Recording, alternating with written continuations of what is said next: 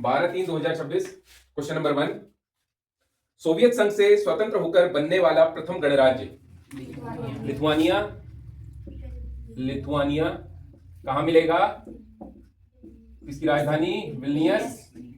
एक हमने Baltic Nations किए थे ना, बाल्टिक नेशन, तो बाल्टिक देशों का समूह, बाल्टिक सागर आपको मिलता है जब हम चलते हैं। बहुत ये 3 देश है। पहले मैं बता दूं आपको, बाल्टिक सी जो है रशिया के से लगा हुआ आपको मिलेगा, बाल्टिक देश कहलाते हैं। उसके 3 देश कहलाते हैं बाल्टिक देश। एक तो लिथुआनिया, लातविया और एस्टोनिया। ये 3 देश, लिथुआनिया, लातविया और एस्टोनिया, ये 3 देश जो है वो पहले ऐसे देश थे जब 1991 में सोवियत संघ टूटा था। सोवियत संघ टूटा था। कौन सा एक उसमें क्रांति इंपॉर्टेंट है उसके टूटने में? सिंगिंग क्रांति। सिंगिंग क्रांति के तहत टूटकर जब सोवियत संघ टूट गया था तो उसके बाद प्रथम 3 गणतंत्र देशों की स्थापना हुई थी। उनमें से पहला देश था लिथुआनिया। क्वेश्चन नंबर 2, बाल्टिक देशों में कौन से देश सम्मिलित हैं? बात कर ली हमने, लिथुआनिया, लातविया और एस्टोनिया। लिथुआनिया की राजधानी है विल्नियस, लातविया की रीगा और एस्टोनिया की तालिन। क्वेश्चन नंबर 3, ऐतिहासिक सिंगिंग क्रांति किससे संबंधित है? सिंगिंग क्रांति 1991 में सोवियत संघ से टूटने से सोवियत संघ वर्तमान रूस का विस्तार है। सोवियत संघ कहते थे यूएसएसआर, और इसके लिए नाटो उत्तरदायी था ना। NATO, North Atlantic Treaty Organisation, अक्सर करते रहते हैं बात इसकी। और इंटर मिलिट्री ऑर्गेनाइजेशन है, ये ध्यान रखना है। इंटर मिलिट्री ऑर्गेनाइजेशन का मतलब अलग अलग देशों की संयुक्त सैन्य गठबंधन। क्वेश्चन नंबर 4, ओपेक का क्या अर्थ है? Question number 4, OPEC organisation of petroleum exporting countries. Total कितने मेंबर थे जब ये बना था? बना कब था?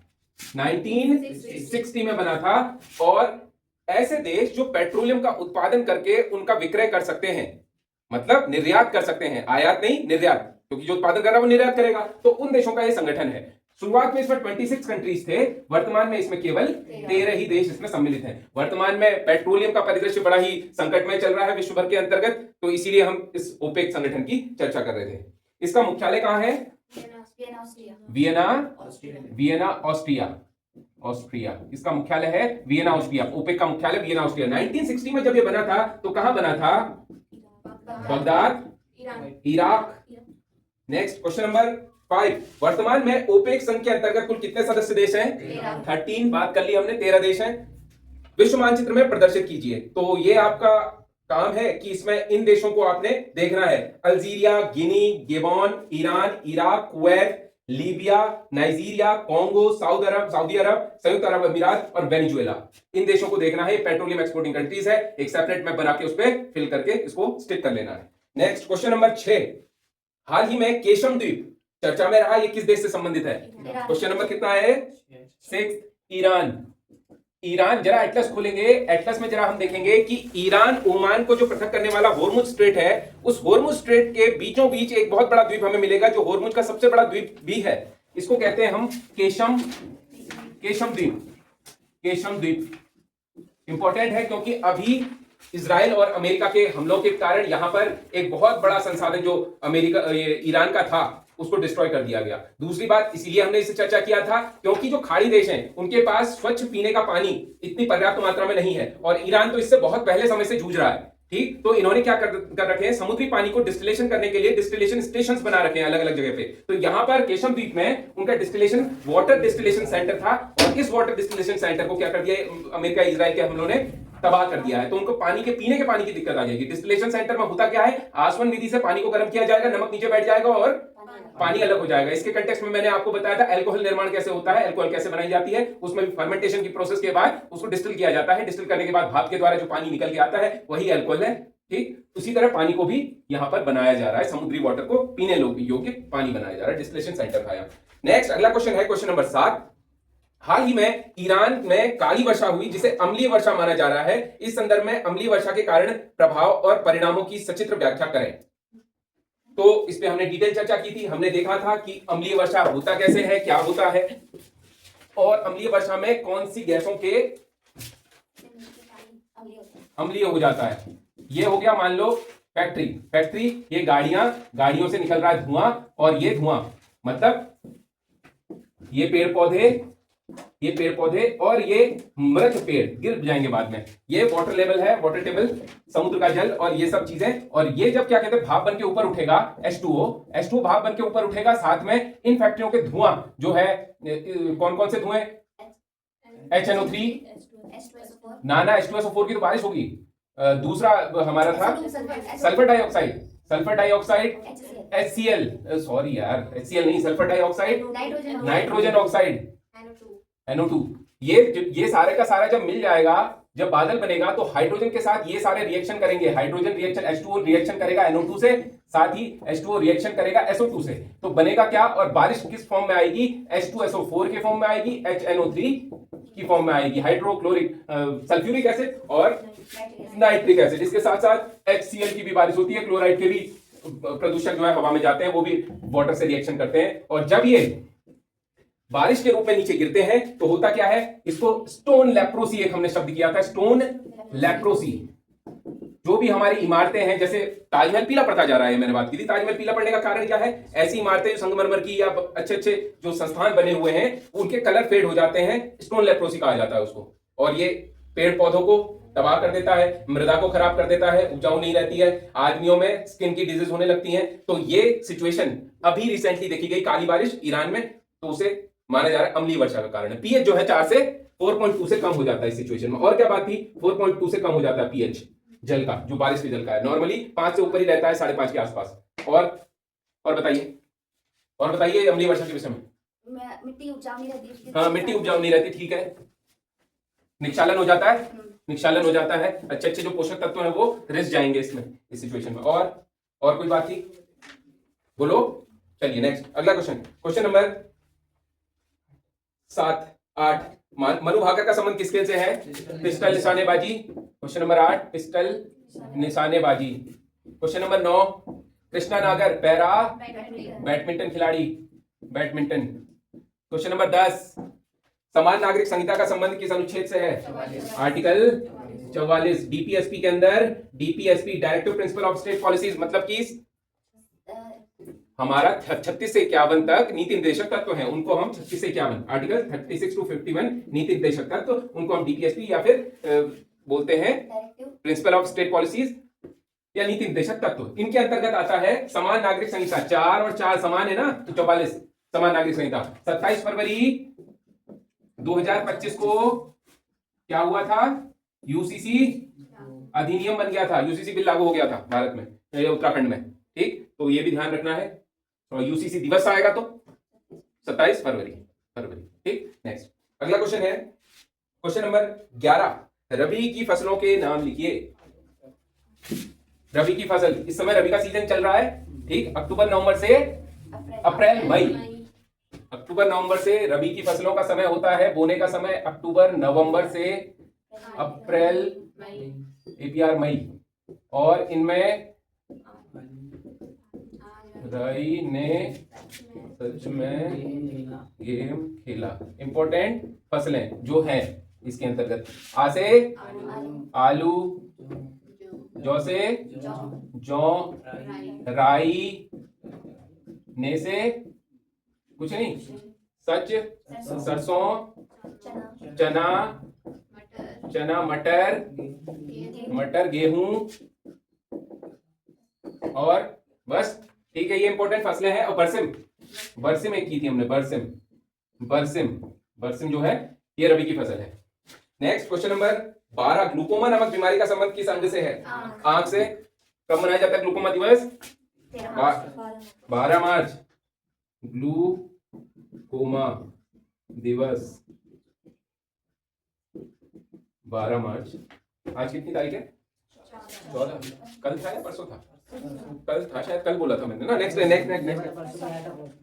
क्वेश्चन नंबर, हाँ क्वेश्चन नंबर नेक्स्ट, 13 मानव शरीर में रक्त की शुद्धिकरण का कार्य कौन सा अंग करता है, किडनी। एक फैक्ट बोलते चलेंगे किडनी के संबंध में। किडनी मतलब रक्त शुद्धिकरण का कार्य करता है किडनी, वृक्क। बीन के आकार का होता है, सेम के आकार का, मतलब हिंदी में बीन्स कहेंगे, ठीक। बीन्स के आकार का होता है। और 1200 सीसी इसकी क्षमता होती है, प्रति मिनट, 1 मिनट में 1200 सीसी थ्रो कर सकता है वाटर को। इसके अलावा इकाई जो है नेफ्रॉन होती है, नेफ्रॉन ये 1 मिलियन नेफ्रॉन से मिलकर बनता 1 मिलियन नेफ्रॉन से मिलके बना होता है। 1 मिलियन नेफ्रॉन से मिलके बना होता है एक वृक्क। 1 मिलियन मतलब 10 लाख नेफ्रॉन से मिलके बना होता है। इसकी इकाई भी नेफ्रॉन ही है। नेक्स्ट, हर नेफ्रॉन में किसका निर्माण होता है? हर एक नेफ्रॉन में निर्माण होता है यूरिन का। यूरिन, जो भी हम वाटर कंज्यूम करते हैं तो हर नेफ्रॉन का काम ये होता है उसको यूरिन में कन्वर्ट करना। और इसका मेन काम ये होता है शरीर के विषाक्त तत्वों को शरीर से उत्सर्जित करना। विषाक्त तत्वों को शरीर से उत्सर्जित करना, गुर्दा भी कहते हैं। नेक्स्ट, और इसमें सबसे ज्यादा जो शरीर के अंदर बनने वाला विषैला तत्व जो द्रव के रूप में बाहर होता है वो है अमोनिया, यूरिया, जिसको ये बाहर फेंकने का काम करता है। जब वृक्क प्रॉपर काम नहीं कर पाते तो ये प्रोटीन झाग या फिर स्टोन की दिक्कत करने लगते हैं। ये समस्या बढ़ने पर किडनी फेल होने के चांसेस होते हैं। अब इसके लिए क्या नाम था?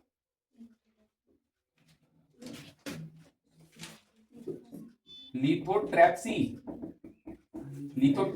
इसके लिए होता है ये स्टोन के लिए। कैल्शियम ऑक्सलेट की पत्थर बन जाते हैं, यूरिया के पत्थर बन जाते हैं किडनी के अंदर, जो कि यूरिनेशन प्रोसेस को इंपैक्ट करते हैं और इनको हमारे वृक्कों को प्रॉपर वर्क नहीं करने देते। इसमें बहुत ज्यादा पेन होता है और लिथोट्रैप्सी इसकी मेथड है जिसके द्वारा इन स्टोन्स को बॉडी से बाहर निकाला जाता है। और क्या बात थी बताइए? नेक्स्ट, और बोलिए। रक्त को शुद्धिकरण का कार्य है। रक्त शुद्धिकरण शुद्ध करता है। रक्त शुद्धिकरण का काम होता है इसका। और पंपिंग का काम हार्ट का है। इसका काम है शरीर के हर अंग तक पहुंचाना काम है हार्ट का। शुद्ध करने का काम है किडनीज का। और नेक्स्ट, अगला क्वेश्चन नंबर 14। हर घर जल से नल से जल पहुंचाने के लिए 2019 में जल जीवन मिशन की शुरुआत की थी। अभी इसका विस्तार कर दिया गया है क्योंकि ये प्रोसेस पूरी नहीं हो पाई है अभी तक भी। तो कब तक किया है इसका विस्तार? 2028 तक इसको विस्तारित कर दिया है और इसके लिए अतिरिक्त 1.51 लाख करोड़ रुपए का प्रावधान किया गया है। Question number 15। भारतीय संविधान में कैग का प्रावधान संविधान के किस अनुच्छेद में है? बढ़िया, भाग 5 के अंतर्गत आता है, अध्याय 5 या 6 के अंदर है। ये है कैग, आर्टिकल 148 से लेके 151 तक। कैग कंट्रोलर ऑडिटर जनरल या फिर नियंत्रक महालेखा परीक्षक, हिंदी में कहेंगे इसे। कैग का प्रावधान है। कैग का काम क्या होता है? जनरली मैंने आपको सिंप्लीफाइड वे में बताया था। जैसे महान्यायवादी सरकार का वकील होता है उसी तरह सरकार का चार्टर अकाउंटेंट होता है। ठीक, तो इसका वित्त का लेखा जोखा देखना, ऑडिट्स करना। कंट्रोलर ऑडिटर है ना, वित्त लेखा ऑडिट का काम होता है कैग का। रिसेंटली बहुत सारी गड़बड़ी पकड़ी है उत्तराखंड सरकार की बहुत सारी योजनाओं में, जिसमें मनरेगा जैसी स्कीम है, विकास योजनाओं की स्कीम है। बहुत 158 या 148 करोड़ रुपए का कहीं में घोटाला पकड़ा हुआ है। तो काम ये इसका है कैग का, कंट्रोलर ऑडिटर जनरल। किसके समकक्ष होता है ये पद? सुप्रीम कोर्ट के न्यायाधीश के समकक्ष होता है ये पद। तो इसको हटाने के लिए जैसे न्यायाधीश पे महाभियोग की प्रक्रिया होती है वैसे ही इस पे भी महाभियोग की प्रक्रिया होती है। कार्यकाल 5 वर्ष या 6 वर्ष या 65 साल, जो भी पहले हो। 6 साल का कार्यकाल या फिर 65 की आयु, जो भी पहले होगा। तो सुप्रीम कोर्ट का न्यायाधीश के समान इसका पावर होता है। Next, question number 16। हाल ही में केंद्र सरकार ने आवश्यक वस्तु अधिनियम को लागू कर दिया है। आवश्यक वस्तु अधिनियम के अंतर्गत, अच्छा आया कब था? 1955 में इसेंशियल कमोडिटीज एक्ट, आवश्यक वस्तु अधिनियम, इसेंशियल कमोडिटीज एक्ट ये आया था। इसके अंतर्गत जो भी क्या होगा, जो भी आवश्यक वस्तुएं होंगी उनके जमाखोरी, संभरण, कालाबाजारी पर रोक लगाने के लिए ये आया था। और इसके तहत हमने 2 आर्टिकल हमारे लिए इंपॉर्टेंट है, धारा इंपॉर्टेंट है, धारा 3, धारा 5, ये इंपॉर्टेंट है। धारा 3 तो ये बताता है कि सरकार को क्या पावर है, सरकार की शक्ति, सरकार की क्या क्या शक्ति है। मतलब सरकार ऐसे समय पे जब राष्ट्रीय आपात की स्थिति हो, युद्ध की स्थिति हो, या फिर कैसी स्थिति हो, या फिर किसी तरह का अकाल पड़ा हो, उस स्थिति में क्या करेगी, इसेंशियल कमोडिटीज एक्ट लगाएगी और उसके तहत उसको विनिमय करने का, नियम बदलने का, वस्तुओं के आवाजाही, जमाखोरी या इन चीजों के लिए क्या कितनी वस्तुएं रख सकते हैं, उनके रेट क्या होंगे, इन सब की पावर यहां पे दी गई है सरकार की शक्तियों के। धारा 5 क्या कहती है? हाँ, किस तरह से राज्य में उसे राज्य कैसे इंप्लीमेंट करें, और जो अधिकारी हैं, अधिकारी इन पावर हैं, उनसे संबंधित उनकी कैसी प्रक्रिया होगी, उनको निर्देशित करने का काम, ये शक्तियां लागू कैसे होंगी, उसकी बात है यहाँ पे धारा 5 में। तो इसेंशियल कमोडिटीज एक्ट वर्तमान में ये चल ही रहा है, आप देख रहे हैं कैसे होर्डिंग हो रही है। होर्डिंग का मतलब होता है जमाखोरी करना। तो लोग जो होते हैं वो एक सिलेंडर के बदले 10-10 सिलेंडर अपना संभाल के रख लेते हैं ताकि आने वाले टाइम में उन्हें दिक्कत ना हो, लेकिन इससे क्या होगा, अदर पर्सन को वो चीज उपलब्ध नहीं हो पाएगी, तो एक इनइक्वालिटी आ जाएगी, ऐसा ना हो, इसीलिए इसेंशियल कमोडिटीज एक्ट। इसमें कोई संशोधन भी किया गया कभी 2020 में, वर्ष 2020 में इसमें संशोधन किया गया, और उन चीजों के जैसे अनाज, आलू प्याज, ईंधन, तेल, दलहन और ईंधन, इन चीजों को प्री मेंशन कर दिया। जो भी दैनिक जीवन के जीने के लिए अति महत्वपूर्ण चीजें हैं उनको यहाँ पे मेंशन कर दिया गया, ताकि बार बार ये मेंशन करना पड़े कि कौन सी चीजें एसेंशियल है, कौन सी नहीं है। ये सुपर एसेंशियल चीजें हैं, अनाज के बिना नहीं जी सकते हम, आलू हर सब्जी में पड़ता है, प्याज हर सब्जी दाल में पड़ता है, तेल का प्रयोग किए बिना हम खाना नहीं बना पाते, दलहन दाल जरूरी है चावल के साथ, और ईंधन, बिना ईंधन के न खाना बनेगा न आप कहीं आ जा पाएंगे। तो ये इसेंशियल कमोडिटीज, ये संशोधन किया गया। Next question number next, MNREGA का परिवर्तित नाम क्या है? VBG Ram ji, VBG Ram ji, VBG Ram ji. Important है, बहुत ज्यादा इंपॉर्टेंट है। रिसेंटली गवर्नमेंट ने मनरेगा, मनरेगा रेगा, जो कि इससे पहले था जो कि नरेगा, नरेगा, देखिए उसका नाम बदल के कर दिया है वीबी जी राम जी। नरेगा एक्ट कब आया था? 2005। दिन क्या था? 25 अगस्त। ये ध्यान रखना है, यहां पे प्रथम चरण शुरू हो गया था और 3 चरणों में इसको लागू किया गया। पहला चरण, दूसरा चरण, तीसरा चरण। पहले चरण में जब इसे लागू किया गया, इसका ट्रायल किया गया कहां? आंध्र प्रदेश के अनंतपुर जिले के बदलापल्ली ग्राम पंचायत में इसको शुरुआत किया गया, और इसके तहत ट्रायल सक्सेसफुल रहा। तो प्रथम चरण में 200 जिलों का चयन किया गया, और उत्तराखंड के 13 हैं, 3 जिले उत्तराखंड के शामिल किए गए। दूसरे चरण में 113 और उत्तराखंड के 3 जिले शामिल किए गए, और तीसरे चरण में पूरे संपूर्ण भारत में लागू कर दिया गया। प्रथम चरण में 3 जिले, द्वितीय चरण में 3 जिले उत्तराखंड के, 2 जिले थे, 3 जिले, ठीक है। तो इस तरह से इसे लागू किया गया। लागू करने के बाद जब पूरे देश में ये लागू हो गया, इसके लिए कुछ प्रावधान किए गए। कैसे होगा इसमें काम, कुछ बातें इस पे देख लेते हैं। जैसे नरेगा दिवस मनाया जाता है 2 फरवरी को, है 2 फरवरी को। इसके बाद क्योंकि संपूर्ण देश में से इस दिन लागू कर दिया था ना, तो 2 फरवरी को संपूर्ण देश में लागू कर दिया। इसका वार होता है गुरुवार, नरेगा वार कहा जाता है। इसके अलावा इसके तहत एक सादा कागज का कॉन्सेप्ट होता है। सादा कागज कॉन्सेप्ट के तहत काम मिलता है, ठीक। 15 दिन के अंदर इस सादा कागज का रिस्पॉन्स देना होता है नरेगा को, ठीक। अगर नहीं दिया तो बेरोजगारी भत्ता मिलता है। नरेगा सादा कागज, मांग पत्र होता है, काम की मांग के लिए होता है सादा कागज। और मनरेगा के अंतर्गत 125 दिन का काम करते हैं। हाँ, शुरुआत में जब इसे लाया गया था नरेगा को, तो इसके तहत 100 दिन का रोजगार पक्का वाली बात थी, लेकिन अभी जो बीबी जी राम जी है उसके तहत 125 दिन का काम कंफर्म मिलेगा। इसमें छुट्टियां भी मिलेंगी आपको, आपकी फसल कटाई बुआई के समय पे। लेकिन इसमें केंद्र और राज्य कितना वहन करते हैं खर्चा? केंद्र नरेगा में करता था, और बीबी में क्या चलता है? नरेगा के अंतर्गत केंद्र 90 और राज्य 10% का खर्चा वहन करता था, लेकिन नया जो नियम आया है उसमें 60% केंद्र करेगा और 40% राज्य करेगा। यही मेन डिफरेंस है दोनों में, बीबी जी राम जी और उसमें। 125 दिन का काम बढ़ा दिया है बीबी जी राम जी में। और इसके अलावा बीबी जी राम जी की फुल फॉर्म बता दीजिए। विकसित भारत ग्रामीण रोजगार रोजगार और आजीविका मिशन आजीविका मिशन विकसित भारत गारंटी फॉर रोजगार एंड आजीविका मिशन। नेक्स्ट अगला क्वेश्चन है क्वेश्चन नंबर 18, रामपुर तिराहा कांड। रामपुर तिराहा कांड 2 अक्टूबर 1994 2 अक्टूबर 1994 रामपुर तिराहा कांड। क्वेश्चन नंबर क्या है ये? 18। रामपुर तिराहा कांड 2 अक्टूबर 1994 को मुजफ्फरनगर हरिद्वार से लगता हुआ क्षेत्र है, वहां पे तिराहा क्षेत्र आपको दिख जाएगा। वहां पर दिल्ली जाने वाले आंदोलनकारी थे, राज्य आंदोलनकारी कहां जा रहे थे? दिल्ली जा रहे थे। तो दिल्ली जाने वाले आंदोलनकारियों को वहां पर उत्तर प्रदेश पुलिस द्वारा उन पर निर्मम प्रयास मारा गया उन्हें, और महिलाओं के साथ अभद्र व्यवहार किया गया। इस घटना में कुल 6 लोगों की मृत्यु हो गई, और इससे एक भीषण आक्रोश जनता में हुआ, और 3 अक्टूबर 1994 को पूरे प्रदेश में इसमें आंदोलन हुआ, और उसमें कुल कितने लोग मरे?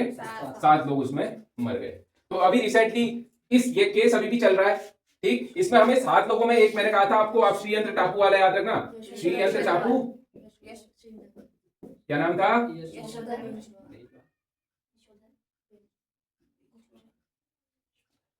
यशोधर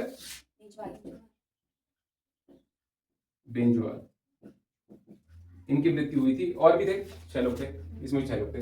तो ये अभी अपने पास सेव कर लिया है इसका निर्णय हाईकोर्ट ने, ये हाईकोर्ट में चल रहा है मैटर, तो इसीलिए इसमें चर्चा कर रहे हैं। नेक्स्ट क्वेश्चन नंबर 19 क्या है? क्वेश्चन नंबर 19 हाल ही में किसे उमेश डोभाल स्मृति सम्मान दिए जाने की घोषणा की गई है? सुप्रसिद्ध साहित्यकार, क्या नाम है? कपिलेश भोज। नेक्स्ट, राज्य के परिप्रेक्ष्य में निम्न किसके उपनाम है? गिरीश तिवारी, गिरदा का नाम है गिरदा, गिरीश तिवारी। रचनाएं भी थी गौरीदत्त पांडे। रचनाएं किसकी रचना बता रहे हो? गौरीदत्त पांडे की बताओ। प्रथम वाटिका और छोड़े गुलामी किताब। लोक साहित्यकार हैं ये। प्रथम वाटिका और छोड़े गुलामी किताब गौरीदत्त पांडे गौड़ा की रचना है। क्वेश्चन नंबर नेक्स्ट, हाल ही में राज्य के किस साहित्यकार को लोक रत्न के नाम से जाना जाता है? गुमानी पंत। लोक रत्न पंत गुमानी पंत को, या फिर लोकनाथ भी इनका नाम है। काशीपुर में इनका जन्म हुआ था 1790 में, इनका जन्म हुआ था 1790। गुमानी पंत इनकी रचनाएं जो है। अच्छा, ये किसके दरबार में एक राजकवि हुआ करते थे? काशीपुर के राजा नरेश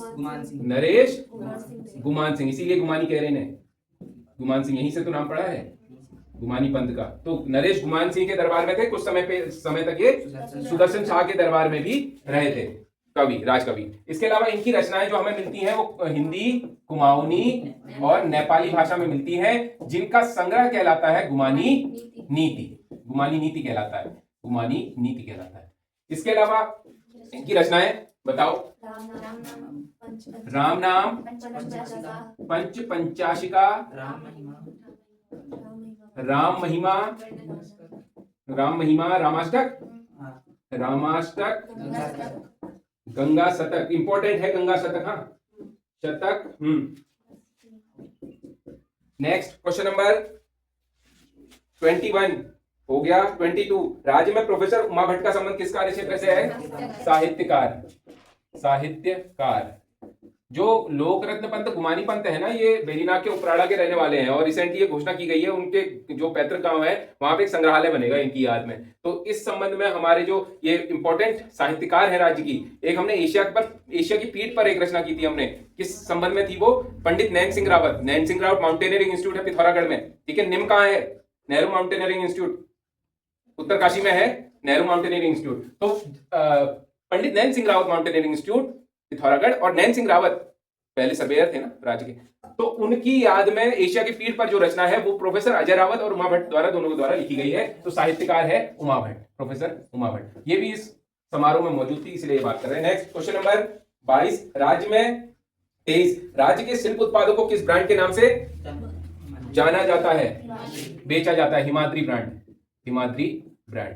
जैसे राज्य के जो सेब है ना, जैसे सेब का उत्पादन भी करता है राज्य का एक उत्तरकाशी जिला है जो सर्वाधिक सेब का उत्पादन करता है, तो सेब को अन्य राज्यों में किस ब्रांड के नाम से बेचते हैं?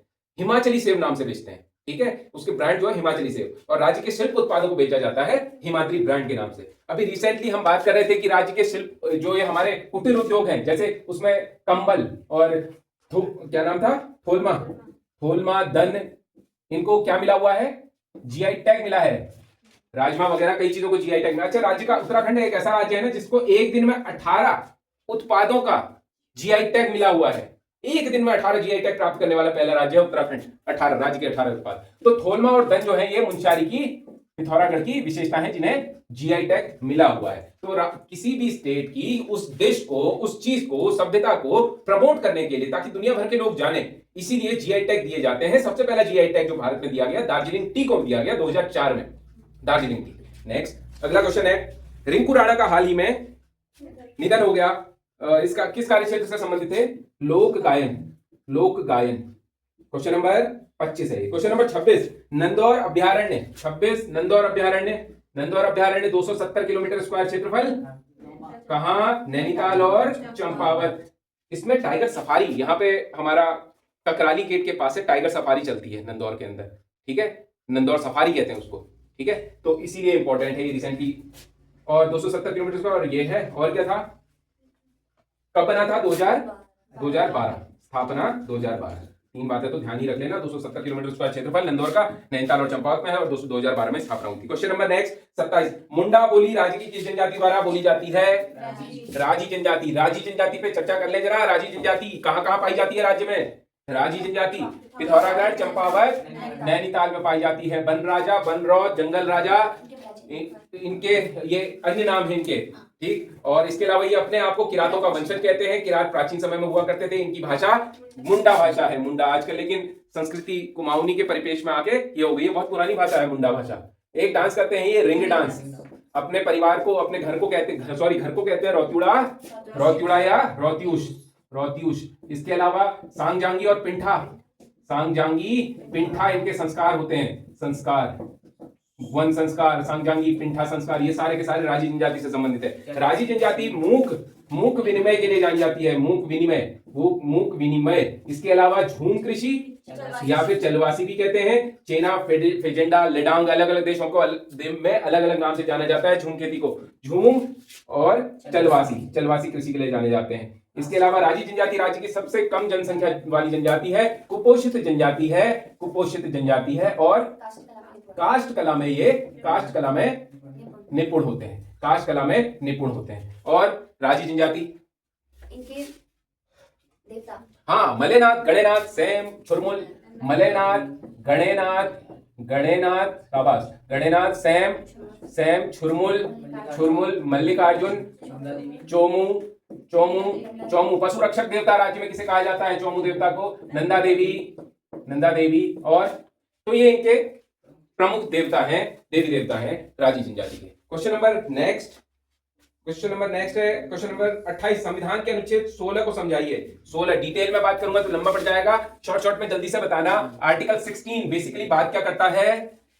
देखिए, आपका क्रीमी लेयर का कॉन्सेप्ट अभी चल रहा है। अभी रिसेंटली सिविल सर्विसेज का एग्जाम हुआ था, उसका रिजल्ट आया, उसमें कई खामियां हैं, ऐसी सब बात चल रही है। तो मतलब आरक्षण का मुद्दा, सब कुछ इसी के अंदर आता है। नौकरियों में समानता, वो सब चीजें इसके अंदर है। आर्टिकल 16 कहता है, भाग 3 अनुच्छेद 12 से लेके 35 तक मौलिक अधिकारों का प्रावधान है, जिसके अंदर ये आता है। और आर्टिकल 16 कहता है लोक नियोजन में अवसर की समानता। एक सिंपल लाइन ये याद रख लो, लोक नियोजन में, नियोजन में, लोक नियोजन मतलब नौकरी, नौकरी, नौकरी, नौकरी मतलब जो कि राज्य के अधीन हो, वो कहलाएगी नौकरी।